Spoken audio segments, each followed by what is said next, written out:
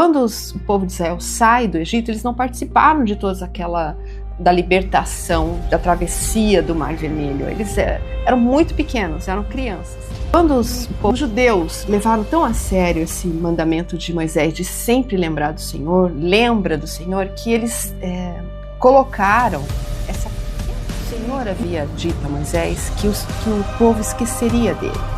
E ele disse, e eu vou me afastar do povo. E eles vão ficar sozinhos e serão dispersados. O Senhor disse que essa circuncisão no coração tem que ser tão forte a ponto da gente aliar isso ao nosso nome. Quem esquece o seu próprio nome?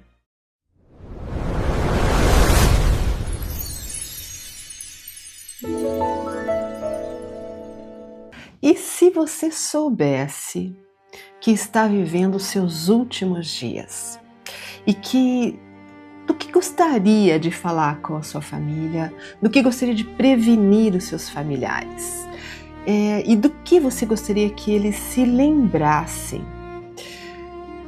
Essa era a situação de Moisés. Ele estava vivendo seus últimos dias. Moisés, agora com 120 anos, estava se despedindo do seu povo. Mas não era o mesmo povo que entrou com ele nessa jornada. Agora esse era um outro povo. E este é o livro de Deuteronômio. Deuteronômio tem uma palavra que é constituída na palavra grega por duas palavras. A primeira é deuto e a segunda é nomos. Deuto significa segunda e nomos, lei. Elas juntas está falando de uma segunda lei. Não é que Moisés criou uma outra lei, diferente da que ele já havia dado ao povo. Acontece que agora ele está dando instruções para um povo que é uma geração nova. Porque aqueles que o Senhor proibiu de entrar em Canaã já estavam mortos. Nessa situação em que começa esse livro, eles estão na campina de Moabe, próximos para atravessar o Jordão e chegar à terra prometida. E é nesse cenário, sabendo que seriam suas últimas palavras, que Moisés vai escrever esse livro. E esse livro é renomado e lembrado por muitos profetas por conta dessa situação, dessa despedida. O livro também tem um outro nome, que é um nome em hebraico, chamado Eila Hadvarim, que são as primeiras duas palavras do livro em hebraico, que significa estas são as palavras. Na tradução do hebraico significa estas são as palavras. E estas são as palavras de Moisés. É disso que o livro está se tratando aqui. Moisés sabia que logo deixaria o seu povo. Israel, nessa época, estava acampado em Moabe, nas margens do Rio Jordão, oposta à terra prometida, e Josué, em breve, os lideraria numa batalha contra os cananeus, a fim de tomar posse de sua terra de promissão. Em 3 pronunciamentos distintos, Moisés eloquentemente exortou Israel a observar as leis que Deus lhe dera, para que pudesse gozar de seus favores e de sua proteção no futuro. Ele também repetiu as instruções de retirar os cananeus da terra prometida e de destruir tudo que estivesse associado à adoração a falsos deuses. Ele instruiu Israel sobre várias maneiras pelas quais eles poderiam cuidar dos pobres, dos necessitados, e os israelitas renovaram o convênio com o Senhor que havia feito originalmente no Sinai. Quando eles estavam no Monte Sinai, assim que eles chegam e recebem os 10 mandamentos, o Senhor faz um convênio, ele renova o convênio abraâmico com eles, nessa situação. E eles dizem, vocês devem lembrar, nós o faremos. Isso em Êxodo 19 e Êxodo 20. Aqui, essa nova geração, depois de passado 38 anos vagando no deserto, 40 no total, 2 anos no Monte Sinai e entre chegar à Terra Prometida, esse tempo se passou e essa geração não conhecia esse convênio, eles não tinham, eram crianças muito pequenas. Eu gostaria que vocês imaginassem isso. No censo que é feito no livro de Números, eles recenseam os homens acima de 20 anos. E o Senhor diz que aqueles homens, possivelmente também mulheres, acima de 20 anos, não entrariam na Terra Prometida. Então, quando eles chegam aqui, nesse momento do discurso de Moisés, o último discurso, essa geração vai ter no máximo 40 anos. Com certeza, Caleb, que teve a permissão de entrar na terra, e Josué eram os homens mais velhos depois de Moisés. Só que Moisés não vai entrar na Terra Prometida, e a gente vai ver isso na sequência do livro aqui de Deuteronômio. Então, eles têm uma idade, no máximo, 40 anos, 38 anos seria a idade deles aqui. Quando o povo de Israel sai do Egito, eles não participaram de toda da libertação, da travessia do Mar Vermelho. Eles eram muito pequenos, eram crianças. Então, agora, Moisés fez questão de renovar esse convênio com eles. E isso é uma das partes desse discurso que ele vai deixar com eles. Então, ali nos primeiros capítulos, Moisés vai falar sobre os acontecimentos significativos dos últimos 40 anos, relembrar, ele vai dizer, lembrem de como foi isso, ou guardem esse dia na sua memória, e depois dos 5 ao 26, Moisés então vai reexaminar os 10 mandamentos com essa nova geração, e vai mostrar os aspectos da lei mosaica, como eles deveriam viver. E os finais ali, do 27 ao 30, ele renova o convênio com o Senhor e descreve as bênçãos da obediência. Do 30 adiante, que vai até o 34, esse é um livro grande, Moisés vai se despedir, vai cantar uma canção para eles no final, muito linda, vai deixar suas últimas palavras de fato e vai subir no Monte Nebo e não vai mais voltar. Esses 5 livros escritos por Moisés vai ser todo o conjunto de escritura que essa nova geração vai ter. Então, Gênesis, Êxodo, Levítico, Números e Deuteronômio é as palavras do Senhor que eles vão levar com eles durante a estadia toda de Israel, até hoje é o que nós temos, e é os primeiros livros que diz que os judeus decoram. Eles sabem muitas passagens de cor, a gente vai ver isso também, algumas coisas hoje aqui. E, inclusive, como eu já disse antes, é um livro que é muito citado pelos profetas. Jeremias, por exemplo, ele vai dizer assim, maldito o homem que não ouvir as palavras desta aliança. Enquanto que lá em Deuteronômio 27, 26, Moisés vai dizer, maldito aquele que não confirmar as palavras desta lei. Também Daniel vai citar uma parte no seu livro de referência de Deuteronômio. Ele diz assim, todo esse mal nos sobreveio como está escrito na lei de Moisés. E a referência principal é, todas as maldições virão sobre ti. Mas talvez a mais conhecida passagem e significativa para nós é que o Salvador usou diversas vezes citações desse grande livro. Mesmo quando pergunto para ele qual é o maior mandamento da lei. E ele diz, amarás o Senhor teu Deus. Ele cita isso, e isso Moisés vai trazer aqui em Deuteronômio também, essa citação. E uma muito conhecida, quando ele é tentado, quando o Salvador se retira para 40 dias de jejum, também um protótipo lá de Moisés que se retira para receber os mandamentos do Senhor por 40 dias em jejum. Ele vai dizer assim para Satanás durante a tentação, nem só de pão viverá o homem. E Deuteronômio traz isso, nem só de pão viverá o homem, mas de toda palavra que procede da boca do Senhor.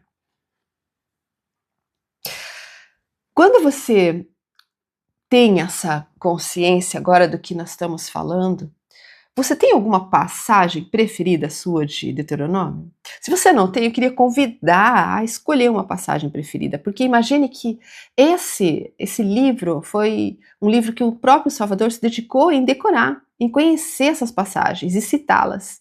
Qual você gostaria de conhecer e trazer para você aí, para citar, para ter como a sua escritura favorita? Eu gosto muito de uma que fala assim, ouça Israel, o Senhor, o nosso Deus, é o Senhor. Eu amo essa passagem e essa é a minha preferida. Ouça Israel, o Senhor, nosso Deus, é o Senhor. E isso é forte. Ele quer dizer, só existe Ele. Não existe nenhum outro Deus maior do que o nosso Deus. Essa passagem que começa com ouça Israel, ela está no capítulo 6 de Deuteronômio. E ela vai fazer parte do que os judeus vão chamar mais tarde de um Shema. O Shema é uma oração que os judeus até hoje fazem diariamente, às vezes até 2 vezes ao dia. A gente pode ver um exemplo disso nessa série que eu amo, do Chosen, onde o Salvador está com as crianças. Quando começa a primeira temporada, no primeiro episódio, ele está com as crianças, onde ele está fazendo alguns trabalhos de marcenaria, e ele chega para as crianças e pergunta: vocês conhecem o Shema? Sabe falar o Shema? E as crianças começam a recitar. O Shema, ele está dentro do livro de Deuteronômio, no capítulo 6, dos versículos 4, geralmente é o mais conhecido, dos versículos 4 ao 9. Se vocês quiserem dar uma olhadinha lá depois com mais vagar. E os judeus levaram tão a sério esse mandamento de Moisés de sempre lembrar do Senhor, lembra do Senhor, que eles colocaram essa pequena passagem escrita em pequenos pedacinhos de pergaminho, 4x4, em caixinhas de couro que eles colocavam na testa. Talvez vocês já viram isso, os filactérios.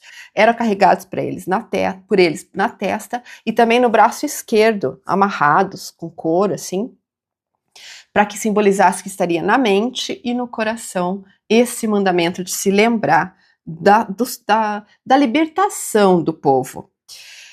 Também eles tinham um costume que se chama mezuzá, que essa é uma palavra hebraica que significa umbral, em que eles colocam nos umbrais da porta essa mesma escritura, e toda vez que eles entram ou saem da porta, eles beijam ao entrar e ao sair das portas. Isso tem um significado. A mezuzá era fixada no umbral e tornou-se costume dos judeus tocar e beijar cada vez que entravam e saíam da casa. As palavras simbólicas do mandamento nos ensinam uma bela lição. O umbral simboliza os portais através dos quais o homem passa a fim de interagir com seu próximo. Ao sair e retornar ao seu lar, seu desejo consciente deve ser de fazer a vontade de Deus. No versículo 12, Moisés vai dizer assim: guarda-te para que te não esqueças do Senhor, que te tirou da terra do Egito, da casa de servidão. Essa é a mensagem principal desse primeiro discurso de Moisés. Lembra do Senhor. Moisés tinha essa preocupação, porque sabia que o povo, assim que entrasse na terra prometida e prosperasse, iria esquecer do Senhor. Iria esquecer de tudo aquilo que foi feito por eles. Então ele fala muitas vezes isso nesses primeiros capítulos. Elder Hanlon, falando a respeito disso, ele fala assim: nosso Pai Celestial deseja que nos lembremos de sua bondade e da bondade de seu Filho amado. Não para sua própria satisfação, mas pela influência que tal lembrança tem sobre nós. Quando pensamos em sua bondade, nossa perspectiva, a nossa compreensão são ampliadas. Ao refletirmos sobre sua compaixão, tornamo-nos mais humildes, mais fervorosos na oração e mais constantes. Irmãos, eu gostaria que pensassem o que tem impedido que a gente possa se lembrar mais do Senhor. Veja a importância disso. Elder Helland, ele diz que nos tornamos mais humildes, mais fervorosos na oração e mais constantes. O que nos impede de lembrarmos mais do Senhor, de estarmos mais próximo dele? Eu tenho observado isso na minha vida. Eu estou completamente encantada de estudar o Velho Testamento. Tem sido uma oportunidade assim única, de ouro para mim. E aqui estar com vocês todas as semanas, compartilhando os meus sentimentos e esses ensinamentos, tem me tornado muito próxima do Senhor. A tal ponto que eu estudo as Escrituras diariamente, às vezes até 3 vezes ao dia. Estou envolvida com isso. E eu tenho visto milagres acontecendo na minha vida por conta disso. Eu sou uma testemunha do que pode acontecer conosco quando a gente se envolve realmente com as Escrituras e as entende e as internaliza e carrega na mente e no coração, como os judeus tinham desejo de fazer. Então, se tem alguma coisa te impedindo, afaste isso. Que não seja uma pedra de tropeço para que você se aproxime mais do Senhor. Porque você vai ver a mão do Senhor agir na sua vida como Ele tem agido na minha vida. Sabe, quando a memória falha, nós podemos contar com o Espírito para nos ajudar. Às vezes, esquecemos quando foi que o Senhor realizou um milagre na nossa vida. A gente vive aquele momento que foi importante, passa um tempo e a gente esquece. Mas o Espírito tem o papel de nos lembrar. E o que vem à mente agora, na sua mente, quando se lembra da bondade de Deus, faça um exercício de recordar. O que vem na sua mente quando pensa na bondade do Pai Celestial e de Jesus Cristo na sua vida e na vida das outras pessoas? E que bênçãos você já recebeu ao tentar lembrar da influência do Pai Celestial e de Jesus Cristo na sua vida? Quero te convidar a lembrar agora mesmo. Talvez você queira pausar o vídeo e registrar. Registre isso, para que não esqueça. E se tiver tempo ainda, registre numa folha grande e deixe em algum lugar para que você possa olhar. Quando foi que o Senhor usou de bondade na sua vida?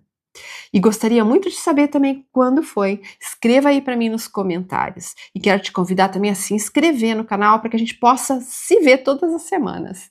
Veja.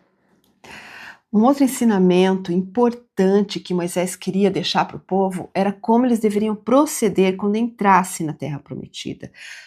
Veja isso, entrar na Terra Prometida significava para eles agora atravessar o Rio Jordão, era apenas o rio no seu caminho. E nós vamos ver no próximo livro, Josué. É maravilhoso, irmãos, essa travessia do Jordão de Josué com o povo. Não perca a próxima aula. Essa noite, já preparando, já estudando, 4 horas da manhã, chorando sozinha ali na minha cama, de emoção. Que linda que é essa passagem.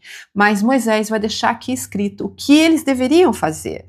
Moisés, ele explica que os cananeus eram um povo que deveria ser expulsos da terra por causa da sua iniquidade. E não só expulso, como ele ordena que todos eles seriam mortos. Era uma ordem do Senhor, eles teriam que ser exterminados da terra, porque eles adoravam ídolos. E não só fazia isso, às vezes sacrificavam seus próprios filhos a ídolos.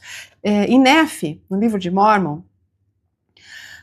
Nefe vai explicar por que o povo cananeu ele rejeitou a palavra de Deus e era amadurecido em iniquidades, idolatria, feitiçarias. Nefe ele diz assim: eis que o Senhor considera toda a carne igualmente, aquele que é justo e favorecido por Deus. Eis, porém, que esse povo havia rejeitado toda a palavra e amadurecido em iniquidade. E o Senhor amaldiçoou a terra para eles e abençoou-a para nossos pais. Sim, amaldiçoou-a para a destruição deles.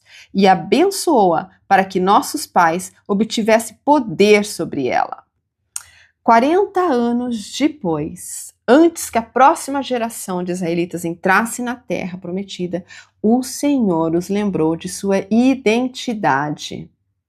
Quem eles eram? Lembra isso lá em Êxodo que o Senhor diz para eles: vocês são a minha propriedade peculiar? Êxodo 19, ele fala isso para o povo, é o convênio que ele faz com ele. E aqui Moisés vai lembrar desse convênio que foi feito com eles. No versículo 6 do capítulo 7, fala assim: porque povo santo és ao Senhor teu Deus. O Senhor teu Deus te escolheu para que lhe fosse o seu povo próprio de todos os povos que sobre a terra há.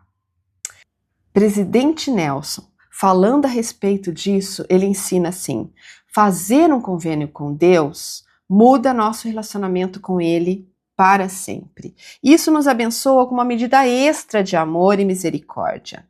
Afeta quem somos e como Deus nos ajudará a nos tornarmos o que podemos ser.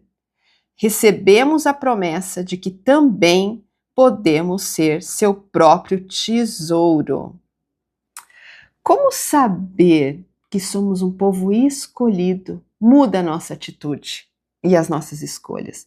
Como que isso nos transforma, como diz o presidente Nelson? Ele fala: nos ajudará a nos tornarmos o que podemos ser.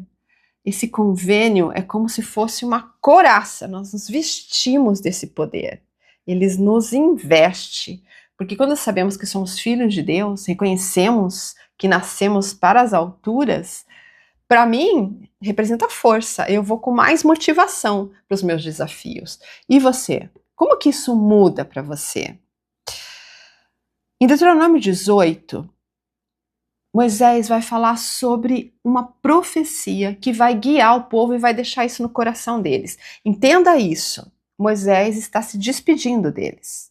E ele vai dizer, vai vir um outro maior que eu. Ele diz isso no versículo 15 do capítulo 18. O Senhor teu Deus te levantará um profeta do meio de ti, de teus irmãos, como eu. A ele ouvireis. E no 16, conforme tudo o que pedistes ao Senhor teu Deus em Horebe, Horebe é o Monte Sinai, no dia da assembleia, dizendo, não ouvirei mais a voz do Senhor meu Deus, nem mais verei este grande fogo para que não morra. Lembra que eles tiveram medo de ver a Deus? Então o Senhor me disse, bem falaram naquilo que disseram. E no 18, eu lhes levantarei um profeta do meio de seus irmãos, como tu, e porei as minhas palavras na sua boca, e ele lhes falará tudo o que eu lhe ordenar. E o 19, e acontecerá que qualquer que não ouvir as minhas palavras, que ele falar em meu nome, eu o requererei dele. O próprio Salvador, após a ressurreição, declarou que ele era o cumprimento da profecia de Moisés. Isso no livro de Mórmon, quando ele aparece aos nefitas, no templo. Em 3º Nef 20, 23, ele vai dizer, eis que sou aquele de quem Moisés falou, dizendo, o Senhor, vosso Deus, levantará para vós dentre vossos irmãos um profeta semelhante a mim. Ouvi-lo-eis em todas as coisas que ele vos disser. E acontecerá que toda alma que não quiser ouvir este profeta será afastada do meio do povo. Isso é incrível.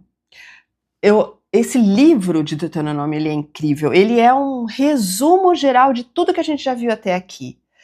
Eu fiz uma meta de ler esse livro em uma semana, porque é a semana dos estudos de Deuteronômio, e eu consegui fazer isso. Confesso que eu tenho um método de estudo um pouco diferenciado. Eu gosto de primeiro ouvir tudo, então eu ouvi o livro inteiro durante a semana, e depois eu vou lendo e rastreando as escrituras chaves, com princípios, com doutrinas, para trazer para a aula aqui.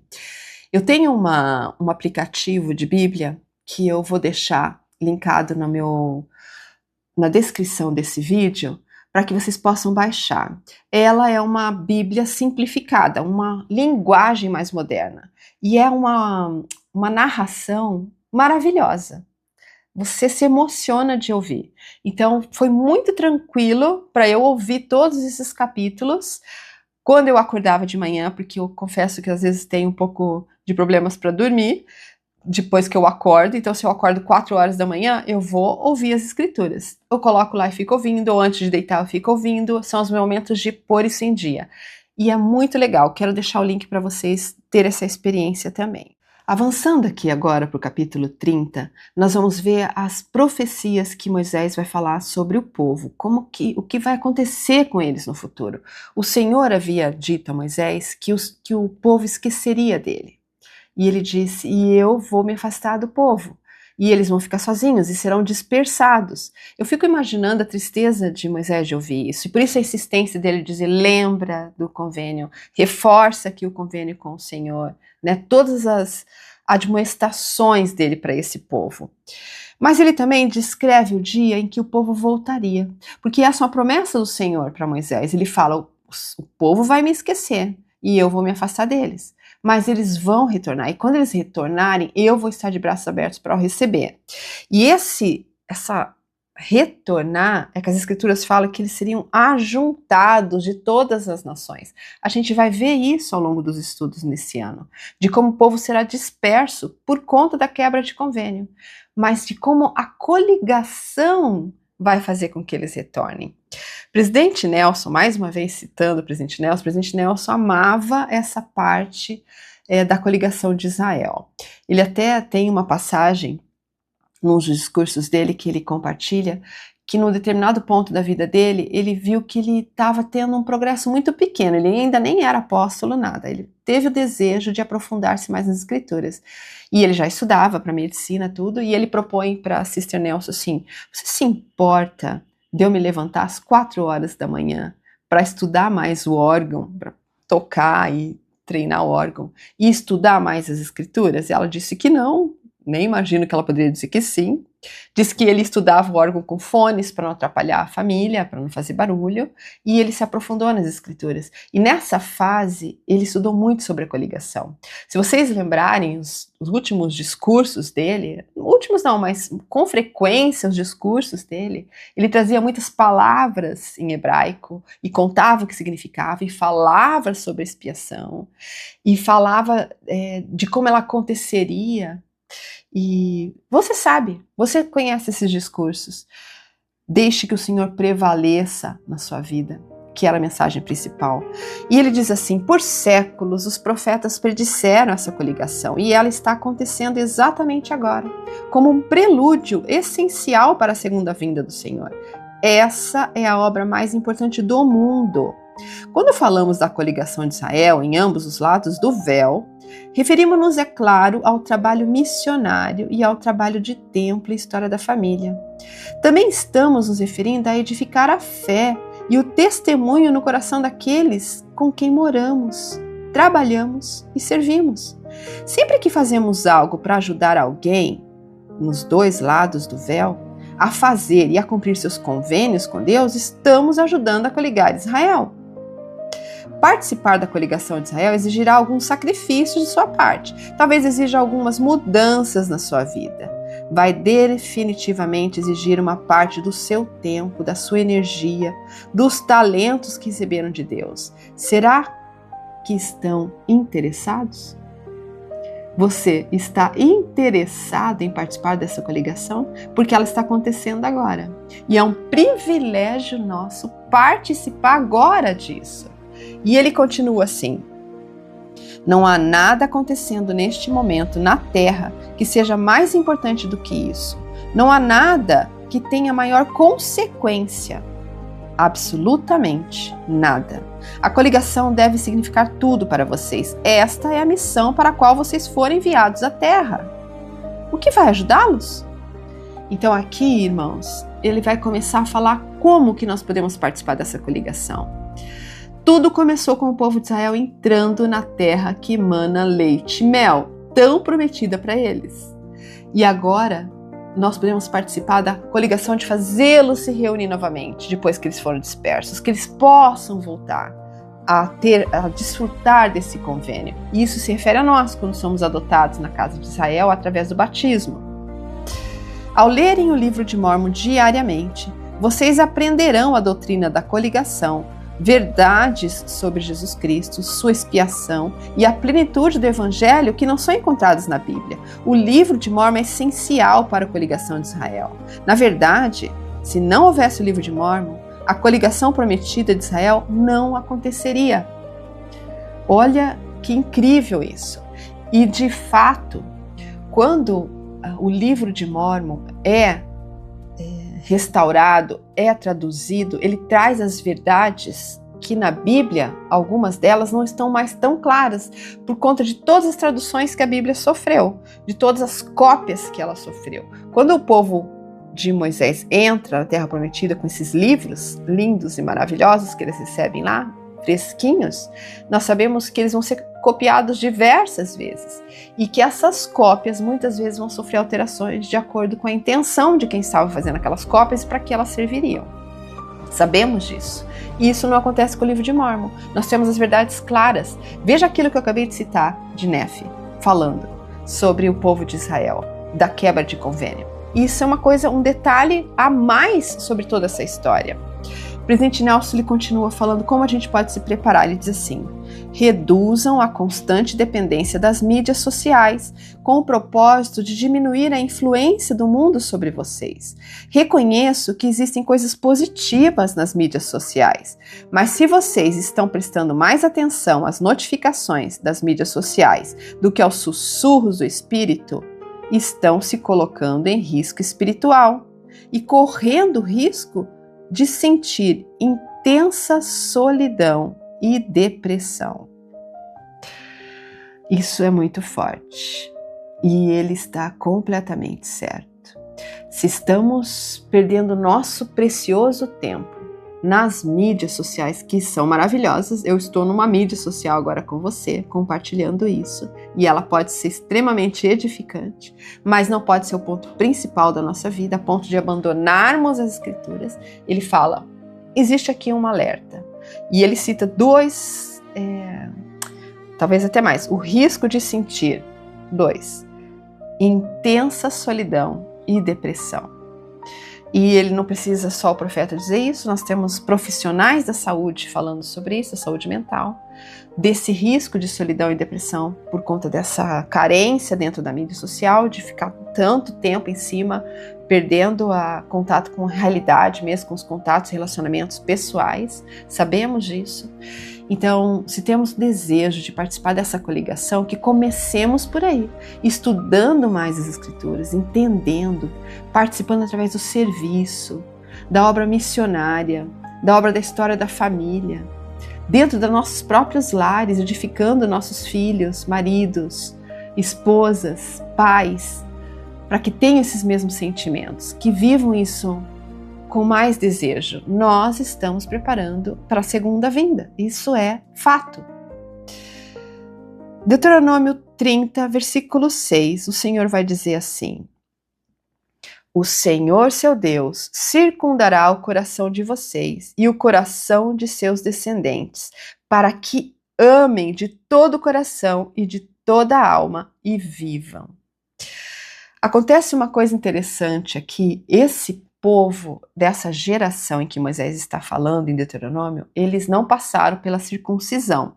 Quando o povo de Israel sai e deixa o Egito, antes que eles saiam, e isso já vinha sendo uma preparação da sua libertação, eles foram todos circuncidados, e eles eram circuncidados desde Abraão, mas Moisés cuidou que todos passassem pela circuncisão, inclusive tem a história do seu próprio filho, que foi circuncidado, era bem recém-nascido, e foi circuncidado antes de sair do Egito. Só acontece que durante a travessia no deserto, durante todo esse tempo, não houve essa circuncisão. E quando o povo entra na terra, e a gente vai ver isso em Josué, não perca cenas dos próximos capítulos, que vai ser maravilhoso. O povo todo, antes de possuir a terra, o Senhor ordena que sejam circuncidados. Mas o que significa isso para nós? Nós não vivemos a lei da circuncisão mais. Nós vivemos a lei de um coração quebrantado e um espírito contrito, que é exigido de nós. Para que a gente possa entender, a circuncisão era praticada como um sinal de convênio com Abraão e seus descendentes. A imagem de um coração circuncidado, ela transmite a ideia de que o convênio com o Senhor se tornou uma parte fundamental deles e que eles experimentaram uma mudança em sua natureza. O Elder Helland, ainda falando sobre isso, ele fala assim: ser convertido ao Senhor tem início com um compromisso inabalável com Deus. Por fim, esse compromisso se torna parte de quem somos, internalizado em nosso ser e sempre presente em nossa vida. Assim como nunca nos esquecemos de nosso próprio nome, não importando no que mais estejamos pensando, nunca nos esquecemos de um compromisso que está gravado no coração. Então, Elder Helland diz assim que essa circuncisão no coração tem que ser tão forte a ponto da gente aliar isso ao nosso nome. Quem esquece o seu próprio nome? Só se estiver com problemas mentais. Não esquecemos. Da mesma forma, ter o convênio do Senhor no nosso coração tem que estar tão presente, uma marca indelével no coração. Presidente Nelson, ainda falando sobre isso, sobre a conversão e a nossa responsabilidade de coligar através da conversão, ele fala assim: sejam um destaque, sejam diferentes do mundo. Sabemos que vocês devem ser uma luz para o mundo, portanto o Senhor precisa que vocês pareçam, falem, ajam e se vistam como verdadeiros discípulos de Jesus Cristo. Sim, vocês vivem no mundo, mas têm padrões muito diferentes que os ajudam a evitar os efeitos negativos do mundo. E é exatamente isso. Essa circuncisão, essa conversão nos torna diferentes, irmãos. Somos diferentes. Não podemos falar como todos falam, ou vestir como todos se vestem. Somos diferentes. Deuteronômio não é apenas um livro sobre leis. Ele é um testemunho final de um grande profeta. tão grande que maior que ele apenas Cristo, diz as Escrituras. E essas são as últimas palavras de alguém que conhecia tanta fidelidade quanto a fragilidade humana. Conheceu todo tipo de pessoas. Eu fico ponderando sobre Moisés. Moisés teve uma vida extremamente interessante. Nós estamos nos despedindo dele. Não vamos mais falar sobre Moisés a partir das próximas aulas. Será Josué o nosso principal personagem, que eu já estou muito encantada. Mas Moisés levou 40 anos para ser preparado para sair do Egito. Durante 40 anos ele viveu no Egito. Ele foi preparado em todo tipo de conhecimento, linguagem, matemática, artes, ciência, para então fugir do Egito, cair nos braços de Midian, que é o lugar onde ele vai ver entre os midianitas, passar mais 40 anos entre os midianitas, saber sobre o sacerdócio de Deus, reconhecer sua identidade como hebreu, ter uma visão no Monte Sinai, ter o seu chamado, voltar para o Egito, resgatar o povo e passar mais 40 anos no deserto. A sua vida é dividida em 3 fases de 40 anos. Agora, aos 120 anos, de fato, ele conhecia o que era fidelidade e fragilidade humana. E talvez a grande pergunta do livro, ainda hoje para nós, seria: depois de tudo que Deus fez por nós nos lembraremos dele?